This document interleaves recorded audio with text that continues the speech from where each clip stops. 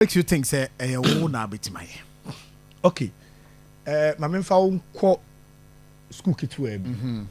So o share voter demographics now. Eno ya na omode researchers there, you know. Nti say your research your question there ni o wo feel say age brackets ni ahwe adwuma a wo ye wo school by education level adwuma be na wo ye what hen ufri hen bi asori be ku be kwa na wo join sa demographics no so her demographics no now her me kwampokusi area mete ha I fit in perfectly. Okay. And I'm going to take it one by one. Youth demographics near day. You were mebunu omodaso wo school. Obi owo 18 years. Could see 39 years, 11 months, 29 days. Wo school bi a bebunu. You were mebunu mo school ma. Omo de omo parents cry na ehwe wo mo. Omo ko school nti omo no omo adwunya ya omo books ne ade. Now this mebunu ko ye na di free SHS buy and that's all. This mebunu will look up to obia.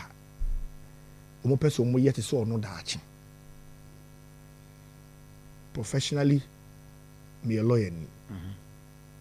A suamra, a practice mra. Mebunu bi o school. Bia on person be lawyer kra no be person be fa lawyer. Akoma FM 87.9 Kumasi. Pacha what you say. O de no so to nchen. Mebunu school no makọ me so makobi. So I can relate. Me te ase te omo plight ase. And you are relating to so because my whole exactly videos be say hey oh that be na say ye wo school mu no na sa by youth no baby or party mu say John ye wo school on that level of course and God dey be about say call the akrache sem no na kuntan na o e dey na efe say kuntan na wo relate there be e dey na efe say wo school mu ye student say be our K University our KSTU na youth leader aba as someone you look up to waba oba enye high table no te won aka na ato so waba ne wo gina mu shijama ene wo di nkomo the Gen Z vibes me nim de mean to me nye bi ho and then you see my remember we dey just to eno na ma man for monte the central region minister say no amomo lucy ade no cause kuntan no say no ya hu bia twamo ya bre I mean ya twamo ho nti I mean you kuntan ni asa senior bia wo do na say di vitamine salala no na dey anya no you see how to you see you mentioned someone mebusa you ha mebusa I just want us to finish this one who starting penny a bo ni din no am penny ko for bo ni ni kan sem you be drew but no dey into aso nti the average voter on pay through who or pay relatability say wa friend no kra wa fro wa fa wa amfa say me ti hey o friend me to me fa obviously but me we are course am missing no or say me free back sometimes me to me free course in the back ama obi o na or numbers 2 no oh chief I am here na me free o no na so me na me meeting we na me free that is the level it nipa no kra no to nka say hwe wa free me o asome ti na me neka on pehwe o sa relationship no keke so timi ka say ono so wo panyi bi number so aba program ase na oba you didn't come and lord over them aba no mo te ho aduane kra na also unu mu dia unu ma dia bom na ye dey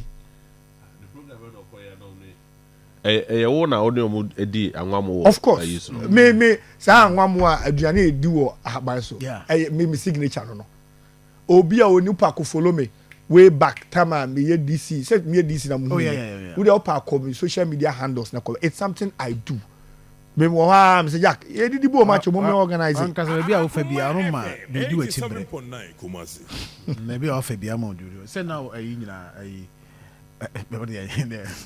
ambo we be offer bia mo du be di na chi bia bre it is yo ye di school for ne de no ton chen ye wo mabunu a omo street mu ton phone case a ton PK anyone who was street no moves oko PZs, oko Makola, oko Anaji, oko Market Circle, Takrade, oko Budumbura. Boys na good street, boys and girls a good street at ton there. Almost a mabno. Because when yes stay years or no, oh chitrog. A mabno a chitrog. And some mabno. Wow, was about tie. Now say, oh, fan man, befa o nyoma. O to about 1. Or also about 1. Yeah. It is all no, you know, man, talk about river, or chowdianum. So, away. It is a mabno a good street, you know. Who can relate with them?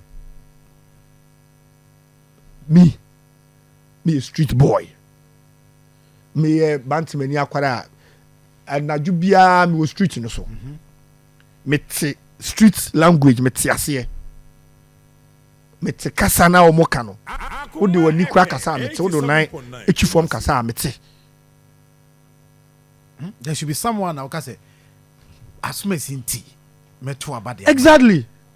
But one more can say wenti akwa we. Exactly. The many tiano. Akwa wenti. E de tuma ba ma MPP da. Senyor dey na FSA. And I know can who be na 2024. E can who be. We will come to that. You do all that analysis. E dey na FSA onu street boy. Ochi trog. Oton PK. Oton phone case. Okoma komani mu a boys egu ho eni ade nyina. E dey na FSA. Akoma FM Obi a 87.9 radio so. E show TV so. Fane say obi go ko nti o nhwe. But you say we a lawyer. Crachini. Na waba to the level. Na one ne nam street no. Na mu din komo. Na mu vibe. Na wo huni how.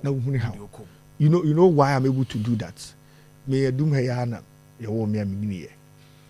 Nyemo mu yo street no mu nyina.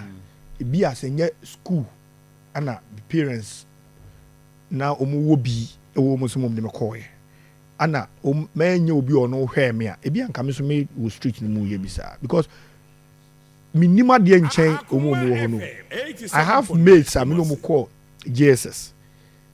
E bi wo street no so ton ade. E bi your store boys e wo dum. But e wo school no san kofo no e bi credit bi chen me like in terms of e bi abense me. Enti e ya dum bi ana e nyaaye. Ti me no street no so ma ton ice water me yusa nti me tun obi o ton ice water o street ma me ni metena se nti if ene ma be panyi na me leader o cover message campaign message you know what that person needs. I like that. Sa nipa no nam street enye free SHS no here. Obi obetimi di omo street for exactly. policy akosoro. Exactly. Obe propose bi ama say yenye we mfa mo. At the top. Absolutely. Two questions, but I'm contemplating the mini kabisa and kane. Maninwe we. Yes. Maninwe onwe we. But me who the mini kabisa the first. Okay. Because I say because me bisa back one and no social call the other one. Okay. But the me bisa sisi and so directly related but not the maninwe. Okay. And I said you street for the free so. Yeah, well, UFA. They are purely corporate. They say, JB, we more commercial bank, we more a company, Cocoa Board for, GRE for. These are purely corporate guys. Omu yo majuma. And a friend of white collar job. So you need a youth leader who can also relate with them. And me, come pokusi ID. My adjumo corporate world neda. Me adjumo Cocoa Board. Me be the senior staff secretary of Cocoa Board. I understand welfare policies and welfare issues affecting youth for work corporate institutions. It is a me. Yeah, organize it and I say mobilize it corporate youth. Say me no mudin koma. Now my invite a flag bearer Dr. Baumia. When you're giving him the synopsis, you know where to press, and that will energize them. Yeah. You know why I'm able to do that? Because I have been there before. I have worked as a senior staff of Cocoa Board, as a senior staff secretary. And see, if me lady na meka asemza now PF mu PF president ya obi okwa PF ko ni. What am PF what you say? oh now say car loan kura or say mamo. If you understand these policies, that's a flag bearer address you ma. They know that the flag bearer is coming from an informed position, an informed point. And these corporate people can relate properly with me because I understand them. I have been there before. But he say. They will feel more comfortable aligning with you, sharing their grievances with you than Obia only that corporate experience. And that's what I bring on board.